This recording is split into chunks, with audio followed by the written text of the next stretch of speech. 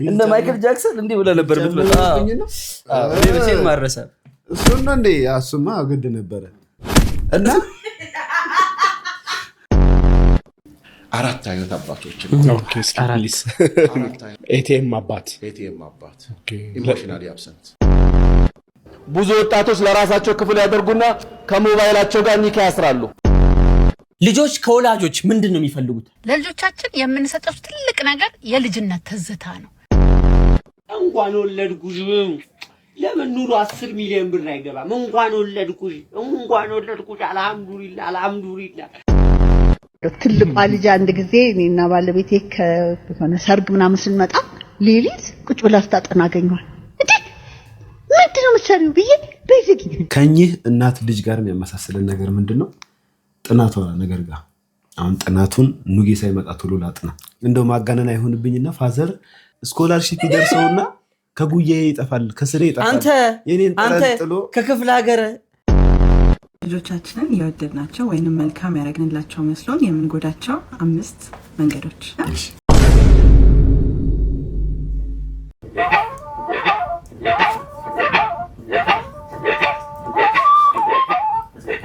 ወደዚህ ይቆረጣል። በቃ ወደዚህ ይሻላል።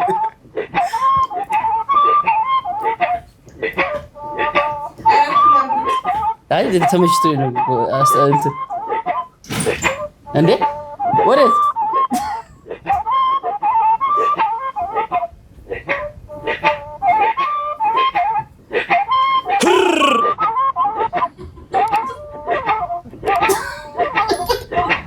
በቃ ወደ መርሃ ግብራችን እንትኑ ሲመጣብኝ እኮ ስሜቱ ሲያንዘረዝረ እሺ ያ አስተካክላለሁ። እንዴት ነኝ? ቆንጆ ነህ። ቆንጆ።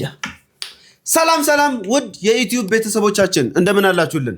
አለን ተኳኩለን በል እንደዛኛው አለን ተኳኩለን። እኛም ከቪዲዮቹ ጎን ለጎን አለን።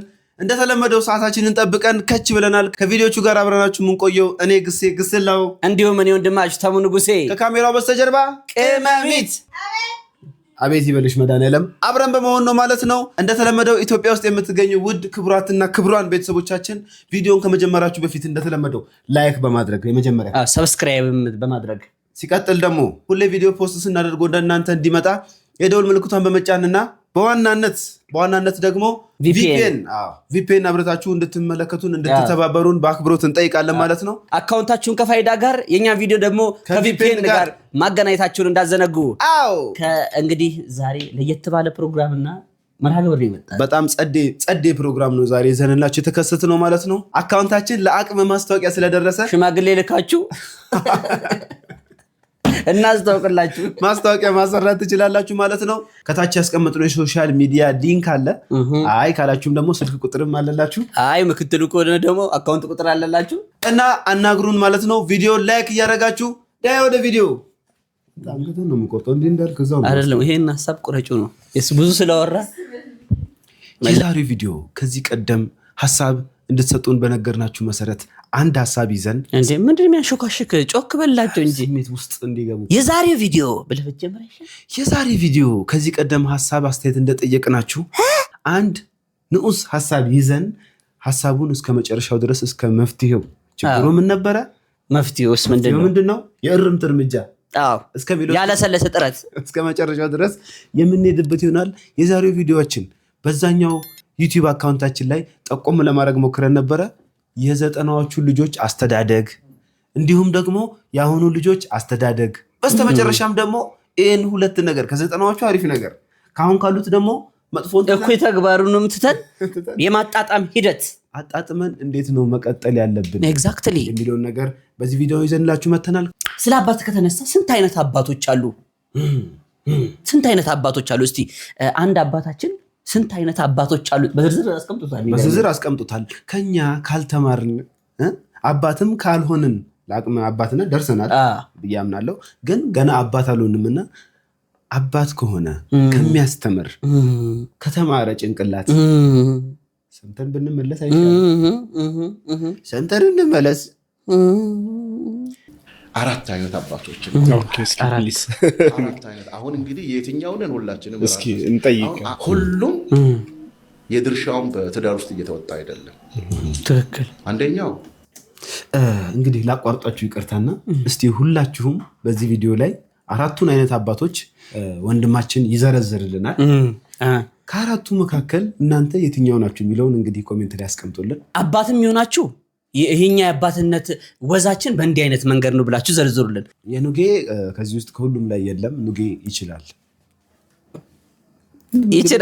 ነግቴ ላይ መስከረ ገባ ልክ ነህ ይሄ ኤቲኤም የሚባለው ኤቲኤም ማሽን ኤቲኤም አባት የሚሰጥ ነው ኢሞሽናሊ አብሰንት ብር ነው በቃ የሚሰጥ ኢሞሽናሊ አብሰንት ዳድ ይሄን ነገር ባባ ይሄን ነገር ፈልጋለሁ ምናምን 10 ብር ሲጠይቁ 20 ብር ይሰጣል አንድ ዩኒፎርም ሲጠይቁ 3 ያደርጋል ወደ ትምህርት ቤት ያስመስል ይሄ ኤቲኤም አባት ነው ኢሞሽናሊ አብሰንት ቁስ ላይ ምንም አታችመንት ከልጆቹ ጋር ፍቅር መገላለጽ መጫወት ምናምን ነገር የለውም ከብሩ ጋር ነው ከዛ ኃላፊነቱን የተወጣ ስሜት ነው የሚሰማው ኦኬ እሱ እነሱ የሚፈልጉትን ነገር ብቻ ነው የሚያወጣው ከዛ በኋላ ምንድነው እንትን ይሆናል ይሄ እንደዚህ አይነቶቹ ሚኒንግ የሌለው ላይፍ ይኖራል እሱ ግን ያሟላላቸው ይመስላል ትምህርት ቤት ከፍልላቸዋል የጠየቁትን ነገር ያደርጋል ለፓርቲ ይጠይቁት ለትምህርት ቤት ይጠይቁት ለምን ይጠይቁት ለሁሉ ነገር የሱ ስራ ምንድነው ማሽን ነው ይሄ ኢሞሽናሊ አብሰንት ነው በቃ ይሄ ብዙውን ጊዜ ኢሞሽናል አብዛኛው ከተማ ላይ እየተፈጠረ ያለው ነገር ወደ በኋላ ላይ መጣበታል አንደኛው አባት ይሄ ነው ኢሞሽናሊ አታችድ አይደለም ከልጆቹ ጋር የሚያስፈልጉትን ነው የሚያሟላ የለም ፊዚካሊም የለም ያባት ከልጆቹ ጋር የሚገናኘው በሆነ ሰዓት ነው ወይ ቻይና ነው ወይ ኢንዶኔዥያ ነው ወይ ምናምን ነው ኦፈቃ ኑጌ የለበትም ኑጌ ብሎ ስሙ መጥራት ነው የቀረው ኢሞሽናሊ ነው ከኛ ጋር ሄዶ ፊዚካሊ አለ ሜንታሊ አለ ፐርማነንትሊ አንዳንዴ ይኖራል እሺ እንቀጥል ቢዚ ኢሞሽናሊ ከነሱ ጋር ያለው እንትን ደግሞ ምንም ልዩነት የለውም ሁለተኛው አባት ደግሞ ይመጣል ኦኬ እንትን ቦርደሪን አስከብራለሁ ይልና ሁልጊዜ ቁጣ ብቻ ሽፋዘር ለሁሉም ነገር ላውድሊ ኖ ፖላይትሊ ኖ እዛ ቤት ውስጥ የሚያድጉ ልጆች ምንድነው የሚሆኑት ፈሪ ሁሉ ነገር በቃ ባባ ከባድ ይላሉ ይባላል አባዛው ብዙ ቤት እንደዛ ይባላል ክሊር ጋሼ መጣ ይባላል ከዛ አልፎ ስም ይቀየርለታል ዋው ይላሉ ኑጌ ማለት ለቀራቸው ብዙ የሚያስፈሩ ነገሮችን ይሰጡታል አባት ሁሉ ጊዜ ሲገባ ቆጣ ይሄ ነገር መንገድ ላይ ምንድነው የሚሰራው የታለቻች ልጅ አገባችም እንትናስ ስለዚህ የመጀመሪያው ኤቲኤም አባት ካለ ይሄን ፌደራል አባት እንበለው ይሄኛው በቃ በለው ፌደራል በቃ ሃርሽ ቁጡ በገባ በወጣው ቁጣ በቁጣ ይወጣል ይላል እዛ ቤት ውስጥ የሚያድጉ ልጆችን አስባቸው እንግዲህ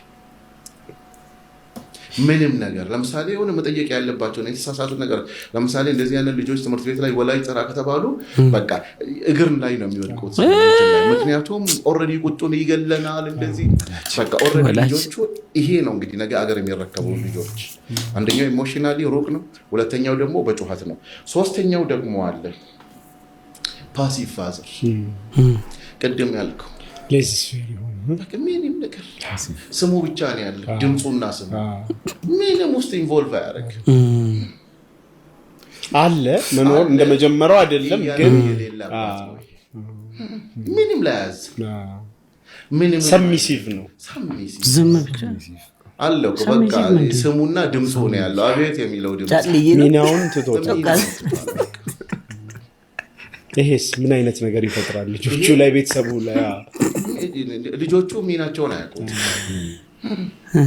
ለአባታቸው ቦታም የላቸው ይሄ እንደዚህ አይነት ሲሆን ልክ ነው ሲያጠፉም ተው አይሉ ዝም የሚል ከሆነ ጥሩ ነገር ሲሰሩም አፕሪሺየት ያደርጋል ስለዚህ እንደዚህ አይነት አባቶች ደግሞ ብዙውን ጊዜ ምንድነው የሚሆነው ከሱ ጋር ያላቸው ሪሌሽንሺፕ የአባትን ትርጉም ያጠፋባቸው የነዚህ ልጆች ችግር ነገ ባል ወይ ሚስት ስትሆን ስሜት የላቸው የህይወትን ስሜት ይወስድብናል። በልጅነታችን ለምንም ኢንተረስት አይኖራቸውም። ምንም ኢንተረስት ሁሉም ነገር አይሞቃቸውም፣ አይበርዳቸውም።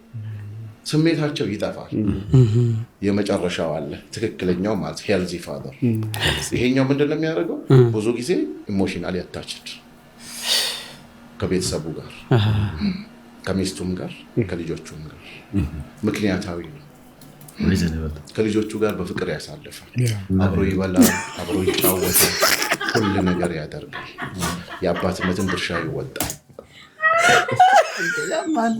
ወይም በጊዜ መማር ተማራልኩ ለምን እሺ ላበብል አቬለብል እንዳትል እጅ አታ በእናትህ በኤዲት ጉዲት ሰዓት የቀረ እንግሊዘኛን እዛው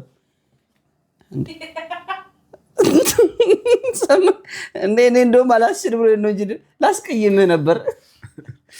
ፍቅር ያሳልፋል፣ አብሮ ይበላል፣ አብሮ ይጫወታል፣ ሁሉ ነገር ያደርጋል። የአባትነትን ድርሻ when he say no politely no ልጆቼ ይሄ ነገር የማይሆንበት ምክንያት ይሄ ነው ይላሉ። ሁለተኛ ደግሞ ጓደኛ ነው ለልጆች ቅርብ አባት ፕላስ ሶስተኛ ወክኑ እንደዚህ አይነት ቤተሰብ ውስጥ ብዙ ጊዜ ሪስክ ሚኒማይዝ ይደረጋል። ሶስቱ ላይ ሪስኮች አሉ። ሶስቱ ላይ የራሳቸው የሆነ ሪስኮች አሉ። አሁን ባለንበት ዘመን ግን በጣም ከባድ ነው። እኔ በእንግሊዝኛ እንግሊሽ ይወል ባል ነገር አለ ግራም ያወራል ግራመር ይተረ በእናትህ ዞር በል በእናትህ ለርን ፈርስት ዳባረለ ለብሪያስ ለርንዲያስ አይደለም ቁም ነገር ግን የመጀመሪያ ያለው ኤቲኤም ብዙ ባለሀብቶች ጋር ነው ያለው። ገንዘብ ያላቸው ቼክ የሚያደርጉ ብዙም ጊዜ ልጆቻቸውን ቼክ የሚያደርጉ ቢዝነሳቸው የሚያሯሩጡ ይሄ ለኛ አንደር ከድህነት ወለል በታች ላለን ሰዎች ይሄን ያጣላናል። ሁለተኛው ይሄ ኢሞሽናል አግሬሲቭ ሁሉንም ነገር ኖ የሚል ኑጌት ያለችበት ላውድሊ ነው እና ደግሞ ስሙዝሊ አይደለም። በጣም በጩኸት ላውድሊ ማለት ሻውቲንግ። አሁን ፋዘር ካሽ ላይ ነው የሌለው እንጂ ኤቲኤም ላይ ነው እንጂ የሌለው ሌላው ላይ አለ እኮ። ምንድነው የተማራችሁ? ግን እኮ በነገራችን ላይ አሁን ቀልዱም ለቀልድ ነው። በነገራችን ላይ ፋዘር ሻውት ያደርግ ነበር በጊዜው። ይሄ እሱ ግልጽ ነው። ልክ ነው ልክ አይደለም አሁን ገና ስንማር ነው አይደል? ኦልሬዲ በጣም ቁጥጥር ነበረው ከኛ ጋር። ግን ይሄ ምንድነው ያለው ኢሞሽናል ያለው ይሄ ኢሞሽናል ማለት ይሄ ስሜት መጋራት የስሜት መጋራት ላይ በደንብ አለ። እሷ በደንብ ያለው ይጋራል። የአባትነት ቴስቱም በደንብ ይታወቃል። አሁን ለምሳሌ አለ መጥቷል። በቃ እሱ ከፍርሃት አይደለም ከአክብሮት አንፃር ነው። አሁን እሱ አባወራ ገብቶ ፍርሃትም አለው። ፍርሃትም እኮ ፍርሃት ያክብሮት ነው። ፍርሃት በመንቀጥቀጥ ይባሉ መገዛት ማለት አለበት። የብር ለስንገባ የብር ነው ብላችሁ ወክ አድርገን ነው የምንመጣው። አንድ አስፋልት ናት እኛ አካባቢ ያለችው። 12 ሰዓት ካለፈ አጥር ዘለን ነበር የምንገባው። አጥር ዘለን ገብተን ከዛ በቃ ቤት እንደነበረ ሰው ልብስ ቀይረን ወክ ያደርጋል። እስቲ ጫማን ከፍ አድርግ ይላል። አመዳም ሲሆን ነጭ ሲሆን ቆሻሻ ዕለታዊ መደብና እዚህ ተጀመረ። ወገራው ወገሬታ እንወገራለን ማለት ነው። ሌላው ግን ወላጅ አምጡ ሲባሉ ልጆች አለ እግር ላይ ነው የሚወድቁት።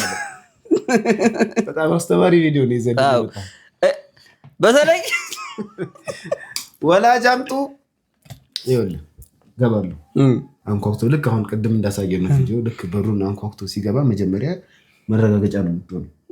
ከሸር ብለህ በቅድሚያ የተምትሳይ ጃኬት አውለቀ ተጠረጋል። ከዛ ምንድነው የምትለው? ወላጅ አምጣ ተብያለሁ አይደለም የምትለው። የወላጆች ስብሰባ አለ ነው። የወላጆች ስብሰባ አለ። የቀረ ሰው እንዲደነግጥ 10 ብር ቅጣት አለ። 5 ካልክ ይከፈላል። 10 ብር ቅጣት አለ ስትለው ለሊት 10 ሰዓት እሱ በር ላይ በር ከሰበኝ ተማሪ ሳይኖር እጁን ወደ ኋላ ያደርግና እንዲህ ነው የሚለው። ግን ይችን አሳምን ልክ 12 ሰዓት ሲል በር ላይ ገብቶ እንደዚህ ነው ምን እንደሚያላቅ ወደ ግቢ በር እያማተረ በቃ ምንም ይሄ እንትን ነው። ከዛ ምን ይፈጠራል መሰላችሁ? ይሄ ቀመር እኮ በነገራችን ላይ የሚቀመረው ከማዘርጋ ነው። ኩሽና ትሆንና ከማዘርጋ እንዴት አድርገን ታክቲክ ትሰጣለች። ከዛ መጨረሻ ላይ ቢያይ ተማሪ ነው የሚገባው፣ ይነጋል፣ መንጋቱ አይቀርም። ቢያይ ተማሪ ነው የሚገባው። አንተ ደግሞ እሱ ባለበት በር አትገባም። በሌላ በኩል በሌላ በር ነው የምትገባው። በሌላ በር ትገባለህ። ከዛ ክፍል ቁጭ ብለህ ይመጣል ተማሪ ግስላው ብሎ ይጠራል። ትወጣለህ። ከዛ መምህሩ ይዞ ሄድና ቁጭ ያደርጋል። መፋጠጥ። ከዛ ምን አድርገህ ነው ሲባል መምህሩ ማያወራው ነገር የለም። እኔ አልቻልኩም። ክላስ ውስጥ ከገባ ይኸው 1 ሳምንት ሞላው። የሚውለው እዛ ታች ጫካ ውስጥ ነው። ከዱርዬ ልጆች ጋር ገጥሟል። ኧረ እንደውም ሱስም ጀምሯል። ሺሻም ይነፋል ሊል ይችላል። ሁሉ ነገር እንትን ይባላል። ከዛ በኋላ ተብሎ በቃ ይስተካከላል ይላል። በጣም ደግሞ ስሜቱ ገንፍሎ ከወጣ አንድ ትቀምሳለህ እዛው እዚህ ጋር ደርሶሃል። በቃ የማታውን እያሰብክ ቀኑን ከስተህችን ነው የምታክለው። ማታ ምን ሊያጋጥመኝ ይችላል የሚለውን እያሰብክ እንትን ነው። እናንተ ጨርሱት እንግዲህ። ኢሞሽናል ላለው ነገር ይሄ ጥሩ ይመስለኛል። እኔ 100% ኮተን እስማማለሁ። ወደ ዘመኑ ስንመጣ ደግሞ እስቲ የዘመኑ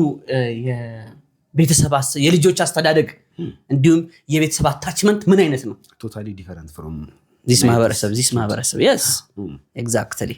ብዙ ወጣቶች ለራሳቸው ክፍል ያደርጉና ከሞባይላቸው ጋር ኒካ ያስራሉ። ቤተሰቦቻችን ያበላሸነው እኛ ነን። የሴቶች ክፍል የወንዶች ክፍል ተብሎ በሰራተኛ ምግብ ይመጣለታል ክፍል ድረስ። አባቱ ይግባ አያቅም፣ እናቱ ትግባ አያቅም፣ ማን ይዋል ማን አይዋል አያቅም። ከዚህ በለጠ አሳፋሪ አለ የለም። ሲተኙ ሲበላ ግን አንድ ትሪ ጠርታችሁ እንዴት ዋላችሁ ጀማዓ እንዴት ነው ምን አዲስ ነገር አለ መባባል አለበት። የቤተሰብ ፍቅር ከሚያመጣው አንዱ በአንድ ማዕድ ላይ ተሰባስበን ስንበላ ወላሂ ረህመት ነው የሚመጣው። ብዙ አዳዲስ ነገሮች እናያለን። ወጣ ያለ ልጅም እናውቃለን፣ የተበላሸ ልጅም እናውቃለን። ማን ጠንካራ ሱና ላይ ጠንካራ የሆነ ልጅም ሁሉንም እንድንለይ ያደርገናል። ግን ከቤቶቻችን አሰራርም ችግር ማስተካከል አለብን። 10 ክፍል ከመስራታችን በፊት እንዴት ነው ማስተኛቸው ብለህ መጠንቀቅ ያስፈልጋል። ብዙ ወጣቶች ለራሳቸው ክፍል ያደርጉና ከሞባይላቸው ጋር ኒካ ያስራሉ። የሐራም ኒካ ከሞባይላቸው ጋር ያስራሉ። ዓለምን ያዩበታል። በ200 ብር በ100 ብር ካርድ ዓለምን ያዩበታል። በደንብ መቆጣጠር አለብን። ቁጥጥር ሲባል በዱላ መማታት አይደለም። ይሄ አይጠቅምም፣ ትደርሲበታለሽ። ይሄ ከሆነ ይመጣባቸዋል፣ ይሄ ከሆነ ይሆናል ካልን ከተነጋገረን የማይፈታ ነገር የለም። በዱላ አይደለም የሚፈታው። ስለዚህ ቤተሰቦቻችን ጋር እኛን እንዴት ነው ይሰራል? ይሄ ነገር ከዚህ ቀደም አንድ ቪዲዮ ሶሻል ሚዲያ ላይ ተለቆ በጣም ብዙ ሰዎችን ሲያንጫጫና ሲያናድር ነበር። ምን የሚል ነበር? አባትየው ቤቱን እያስጎበኘ ነው። ይሄ የልጆቼ ክፍል ነው፣ ቅመሜት አይተሽዋል፣ ይሄ ልጆቼ ክፍል ነው፣ ይሄኛው የልጆቼ ክፍል ነውና ህግ አለ ቤት ውስጥ። በር አይዘጋም፣ አይቆልፍም። ትክክል። ምክንያቱም ይህ ቤት የኔ ቤት ነው እና ልጆቼ በማንኛውም ሰዓት የሚያደርጉትን ነገር የማየት መብትም ግዴታም አለብኝ። ይህ ማለት ምንድነው መሰላችሁ? እንግዲህ የሃይማኖት አባታችን እንዳሉት ከሞባይላቸው ጋር ኒካ ያስራሉ ማለት ይሄ በተለይ አሁን ላይ መጣው የዝሙት ቪዲዮ በቃ የሚያስጠላ ነገር ውስጥ ነው የሚገቡት። ከዛ በኋላ ዲፕሬሽን ይመጣል። አብዛኛው ከእድሜያቸው በጣም ትንሽ የሆኑ ልጆች ራሳቸውን ወደ ማጥፋት ይሄዳሉ። ኦቨርቲንክ በቃ ከዛ በኋላ እኮ ነው አሁን ፍላጎት ከፍ እያለ ሲመጣ ከእድሜ ጋር አለመጣጣም ሲመጣ ያለ ቻንስ ምንድነው? እኔ የምፈልገው ነገር እየተደረገልኝ ስላልሆነ ሰው ያወደኝም ብለህ ራስን ተጠፋለህ። ልክ ነው። እና ቤተሰብ አንድ ላይ መብላት አሁን ላይ መጣው ዝምንና እንጀራ ብጫቂ ይደረግና በየሳህነ ነው ይዘው ዳር ነው ይዘው። በእኛ ጊዜ እንግዲህ እንደዚህ አይነት ጥሩ ትምህርት ለነኑግ የሚያስተምራቸው ሰው ቢሆን በዱላ ለመሆኑን ያምኑልን ነበረ። በዱዓ ነው ሁሉ ነገር የሚስተካከል። አይ የኛ እኮ አሁን የኛ ትንሽ ከበድ ያለው የኛም ጭንቅላት ድንዝ ብሎ ነበር። ዱላም ያስፈልገን ነበር። ግድ ነው። አይ ዱላ መቅጣቱን አልጠላም። አሁንም ቢሆን በመጠኑ በልክ አይ መቆንጠጥ አለበት። ልጅ እኮ ይላል እኮ ቃሉም እኮ ይላል ልጅህን ቅጣ ይላል። ግዴታ ነው ያን ነበር። ልጅህን ቅጣ አንድ ቀን አንስተህ ብታፈርጥልኝ እቺ ትስተካከላለች። ያደነዝዛል እንጂ ትንሽ ማቅመስ አለብሽ። ዱላ መኖሩን ማሳየት አለብን። እግረ መንገድ የላንሳውና ይሄ ቅጣት የሚባለውን ነገር ማለት ነው። የቤቱ ሴት ልጅ እንደ ቤቱ ወንድ ልጅ ትቀጣለች? እውነቱ አትቀጣም። ጥያቄ አለኝ እኔ። ቆይ እንጂ ልጨርስ። የቤቱ ሴት ልጅ እንደ ቤቱ ወንድ ልጅ ታጠፋለች? አዎ ታጠፋለች። ማጥፋት ለምሳሌ ሴት ልጅ ቤት ውስጥ ማንም አይወደኝ የምትለው እሷ ናት። ምግብ አልበላም የምትለው እሷ ናት። ምግቡን የምትጨርሰው እሷ ናት። ማንም አይወደኝም ብላ ደግሞ ብዙ ነገር የሚደረግላት እሷ ናት። የመጀመሪያ እሷ ናት። ግን ስራ የምትሰራው ግን እሷ ናት። እውነቱን ለመናገር ማትገረፈው እሷ ናት። አስጨርሰኛ። ማትገረፈው እሷ ናት። ፋዘር የሚፈራው እሷን ነው። ፋዘር ሁላችንንም ከእናቴ ጨምሮ ከእናይንዬ ጨምሮ ላጥ ነው የሚያደርገን። እሷ ጋር ግን ለፋዘር መልስ መስጠት የምትችለው እሷ ናት።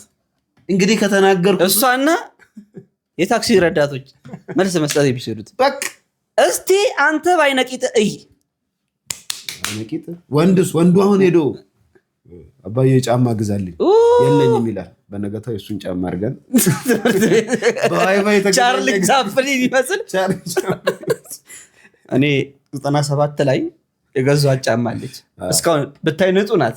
ሂድና ታደርገዋለህ እኮ የዛን ሰዓት በቃ እና ቅጣት በተመለከተ ተሰምቶኝ ነው። እንትን በል እንቀጥል ወደ ቀጣይ።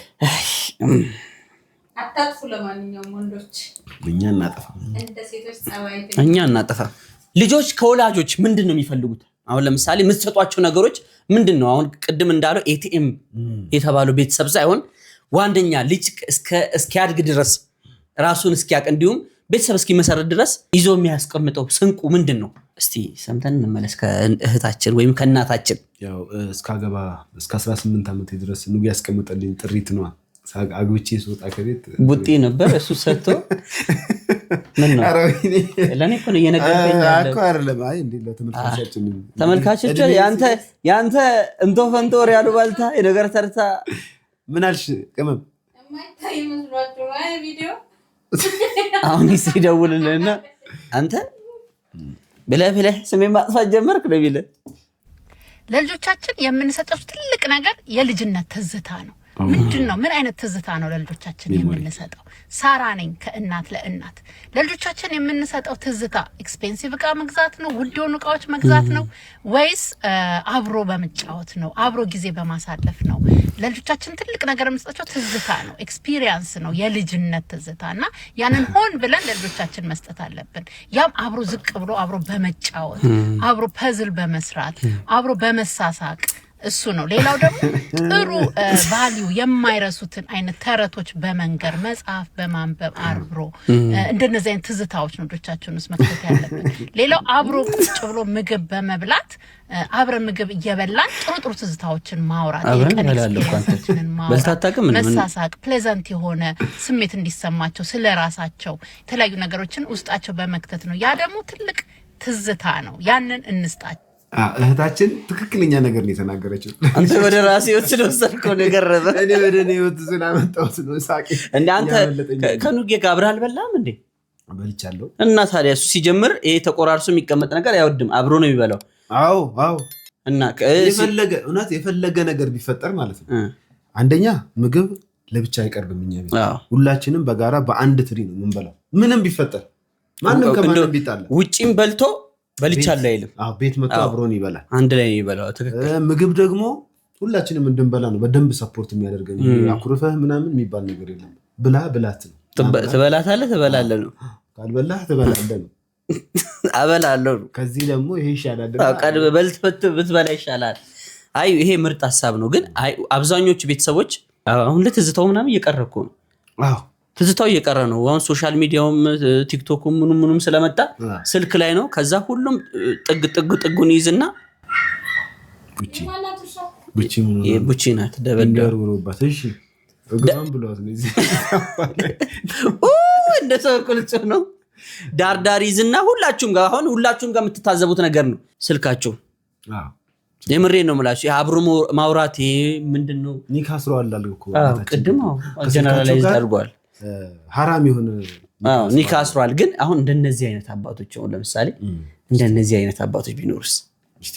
እንኳን ወለድኩሽ ለምን ኑሮ 10 ሚሊዮን ብር አይገባም? እንኳን ወለድኩሽ አልሐምዱሊላህ ለምን አንድ እንጀራ 5 ሚሊዮን ብር አይገባም? 10 ሚሊዮን እንኳን ወለድኩሽ እንደው ደግሜም በወለድ ምን አለ መንታ በሆንሽልኝ፣ አንድ እንጀራ ለምን 10 ሚሊዮን ብር አይገባም? አልሐምዱሊላህ አላህ ነው ያለው። ለምን አንድ እንጀራ 10 ሚሊዮን ብር አይገባም?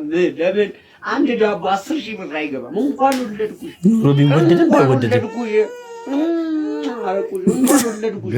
ወለድኩሽ አንድ እንጀራ ለምን 25,000 ብር አይገባም? እንኳን ወለድኩ እኮ 90,000 150,000 አይሆንም? እንኳን ደግሜ በወለድኩሽ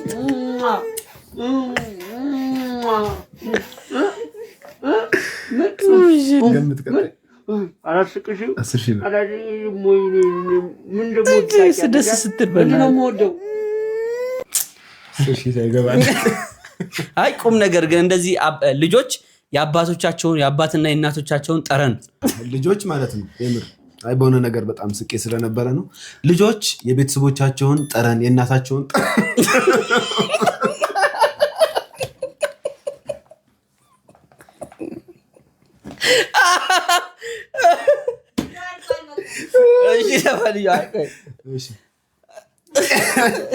የቤተሰብ ትዝታ ቢኖራቸው መልካም ነው። በቃ ተው በእናትህ።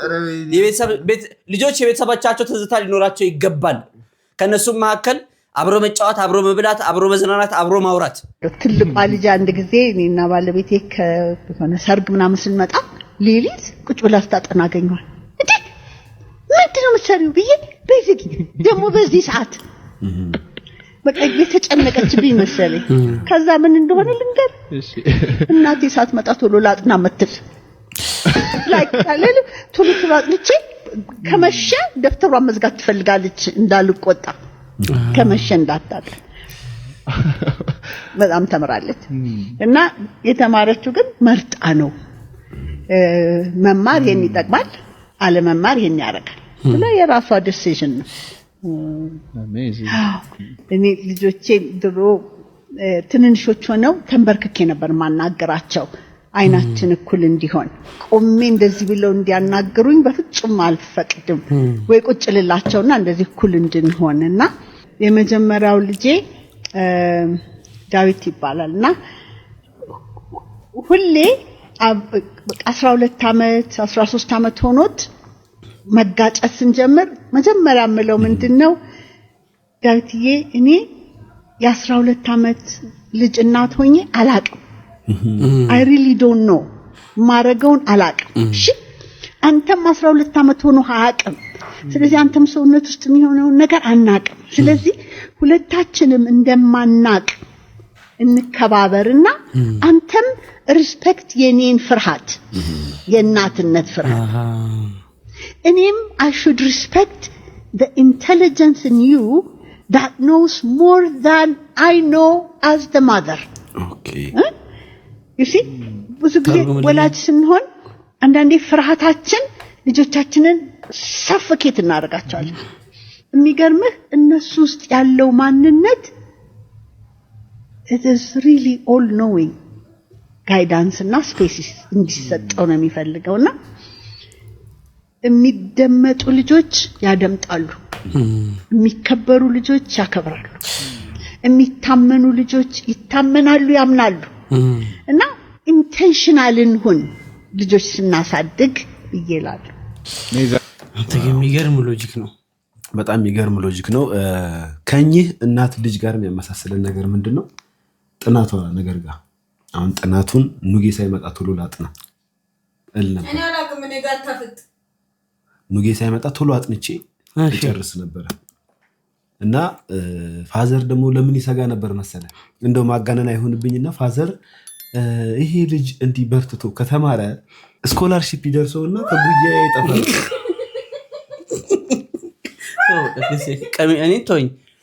እኔ መጫወቻ ነኝ። እኔ ላይ ሁሌ እንደተጫወትክብኝ ነው። ልጅ ተጮኸች። ስኮላርሺፕ ይደርሰውና ከጉያ ይጠፋል፣ ከስሬ ይጠፋል። አንተ ከክፍለ ሀገር 10ኛ ክፍል ስንወድ ከክፍለ ሀገር በእግርህ እንደዚህ አዲስ አበባ ድረስ የገባው የትምህርት ጥማቴ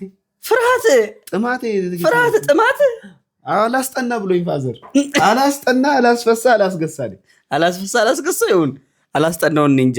አረ ነው እንጂ ነገርኩህ እኮ። አሁን ለትምህርት ያላቸው አመለካከት ጥሩ አልነበረም። እኛ ስንማር ምንድነው እኔ 6 ኪሎ ሜትር አረ ወደዚህ ና ነው እንዲህ ስሰበቁ 6 ኪሎ ሜትር ከገጠር ዕውቀትን ፍለጋ የሚል መርህ ተሸክሜ እንዲህ ባነር ለህብረተሰቡም በዛው ነው ኦሬዲ መምጣቴ አልቀረም አይደል? አስታውሳለሁ። ባነር አሰርቼ እንደውም እውቀት ለሁሉም ገጠር እንትን ነበር አፈር ጭቃ ምናምን ነበርና ትልቅ ትምህርት ቤት ሲደርስ የተረከዙ ጭቃ እንደተሸከመው ማለት ነው። እንደዚህ እንደ ማይክል ጃክሰን እንዲህ ብለህ ነበር የምትመጣው። ቤተሰብ ማረሰ እሱና እንዴ አሱማ ግድ ነበረ እና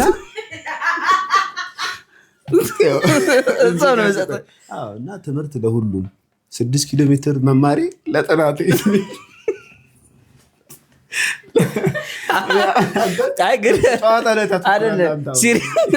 እኔ አውቀዋለሁ። እኔ ወደ ንግድ እንደምገባ ከልጅነቴ መፈክሩ ነበር 6 ኪሎ ሜትር ለጥናቴ።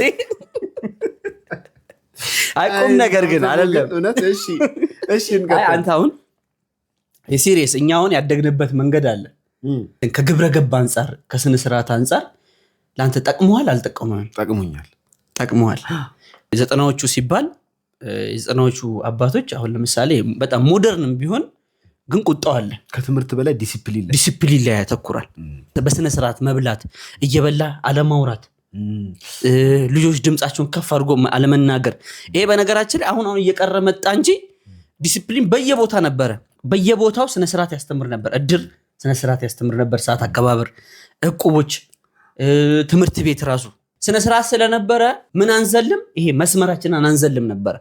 አሁን ግን ይሄ ምንድነው የሚባለው ቀይ መስመር ያልተበጀለት ነገር መጨረሻው ጥሩ አይሆንም። ይሄ ደመላተም ይሆናልና እናታችን በጣም የሚገርም ትምህርት ሰጡት። በጣም የሚገርም ትንሽ እንትን የለው ስለሆነ ነው። ወደ ቀጣይ ቪዲዮ እንሄዳለን። ምን ነው ካንተ ህይወት ጋር የተገናኘው? ነገርኩህ እኮ 6 ኪሎ ሜትር በእግሬ ተጉዤ መማሬ ለጥናቴ የሚል እንትን አለ። አላስጠናው ነው እንዴ?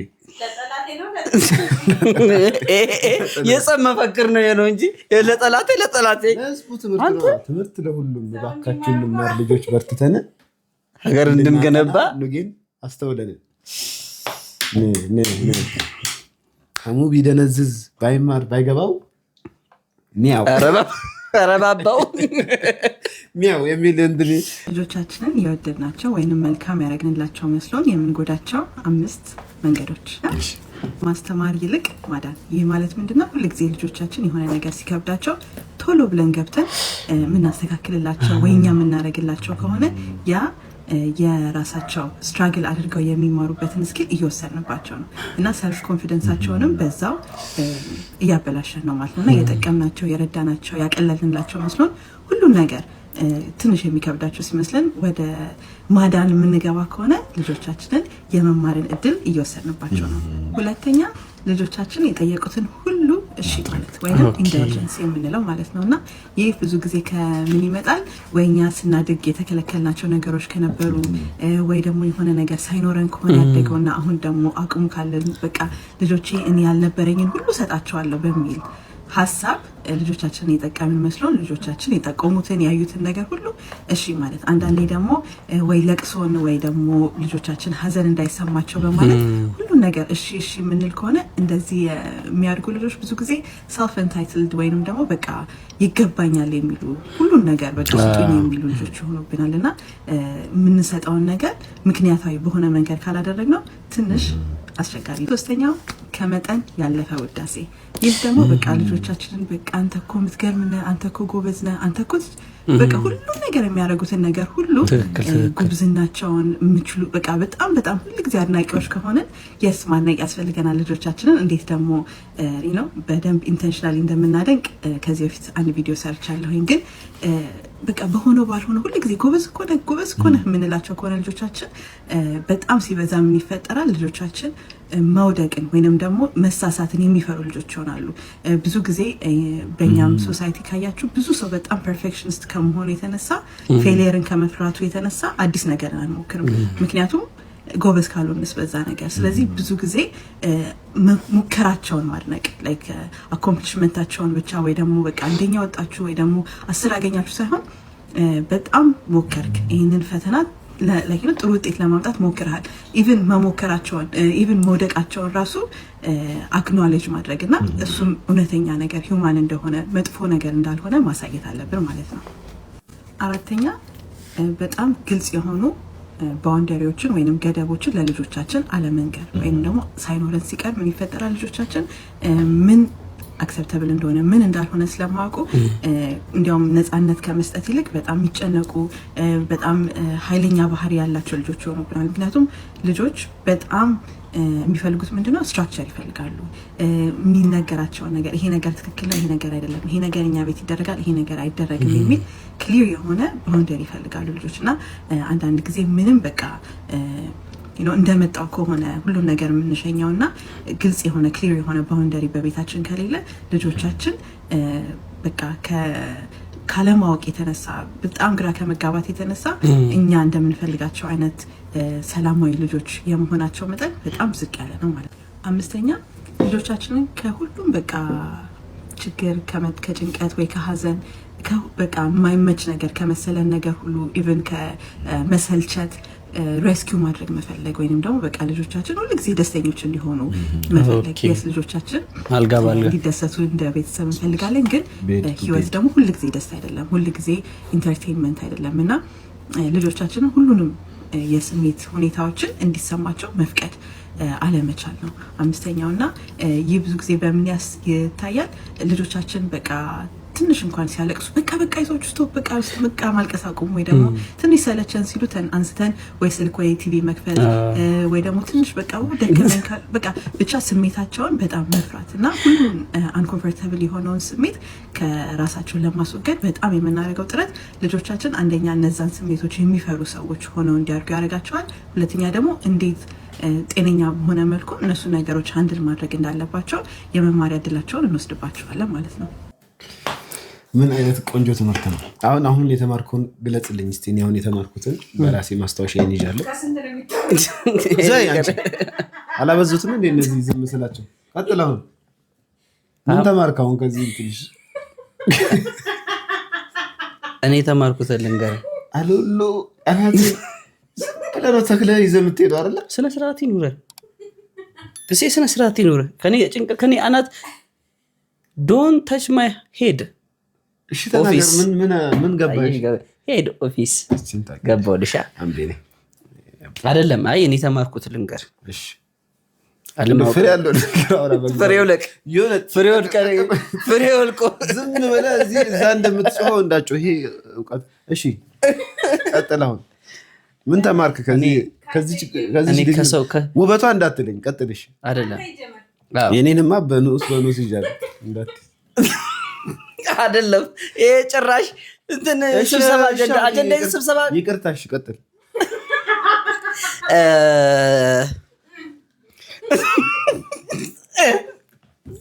አይ ስነ ስርዓት እኔ እንትን ይላል አትናገር። አይ ብዙውን ጊዜ ልጆችን ቁም ነገር ጨመቅ ስናደርገው አመቅ ለቀቅ እንዳደረገው አይደለም። ልጆችን ስማኝ፣ ልጆችን ብዙ ነገር እሺ ብላችሁ አለማድረግን፣ አልጋ ባልጋ አለማድረግን፣ ቁም ነገር ይሄ መከልከልን ማስለመድ፣ አንዳንድ ነገሮችን ፈልገው ማግኘትን እንዲለምዱ። ልክ ህፃናት ሲያለቅሱ ስልክ መስጠት፣ እሱ አሁን ምን ያደርጋቸዋል መሰለ? ሾርት ሚሞሪ ይሆናሉ። በቃ ስክሮል ነው ጨዋታው። ከዛ በኋላ ፈልጎ ሁሌ ሲጠየቁ ማግኘት ስለለመዱ አይሆንም የተባሉ ቀን ሌላ ችግር ነው። እንግዲህ ጥሩ ሀሳብ ነው ያነሳኸው። ምንድነው ትልቁ ነገር? በጣም ትልቁ ነገር እህቴ የተናገረችው ምንድነው? ባውንደሪ ማዘጋጀት ያለችው። ለምሳሌ ወላጆች ያሉበትን ፋይናንሻል ሁኔታ ውጪ አይተው የመጡትን ነገር ልጆች ይጠይቃሉ።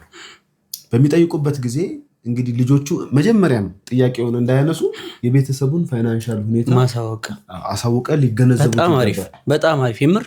እኔ ምን ድረስ ነው ለልጄ ማድረግ የሚችል የሚለውን ነገር ልጆች ማወቅና መገንዘብ አለባቸው የሚለው ሀሳብ በጣም ተመችቶኛል። ቢያስፈልጋቸውም እኮ አሁን ሌክቸር የሆኑ ነገሮች፣ መጫወቻዎች በቪዲዮቹ እንደተማራችሁበት እንደተዝናናችሁበት እና ደግሞ እንደተደሰታችሁበት ባለሙሉ ተስፋ ነን። ቪዲዮቻችንን ስትመለከቱ የባንክ አካውንታችሁን ከፋይዳ ጋር እንዳገናኛችሁት ሁሉ የኛን ቪዲዮ ስትመለከቱ ደግሞ ከቪፒኤን ጋር ማገናኘታችሁን እንዳትዘነጉት። አብራችሁን ስለነበራችሁ ከልብ እናመሰግናለን። ቀጣይ ቪዲዮዎች እንደዚህ አይነት ኮንተንት ያላቸው ቪዲዮዎች እንዲሰሩ ከፈለጋችሁ ኮሜንት ላይ ሀሳባችሁን አስታውቁን። ለድርጅታችሁ ጸዴ ማስታወቂያ ማሰራት የምትፈልጉ ደግሞ ከታች ባስቀመጥነው የሶሻል ሚዲያ ሊንክ አሊያም ደግሞ በስልክ ቁጥር እየደወላችሁ ታገኙናላችሁ። ሀሳብ አስተያየቶቻችሁን እንካችሁ በሉን።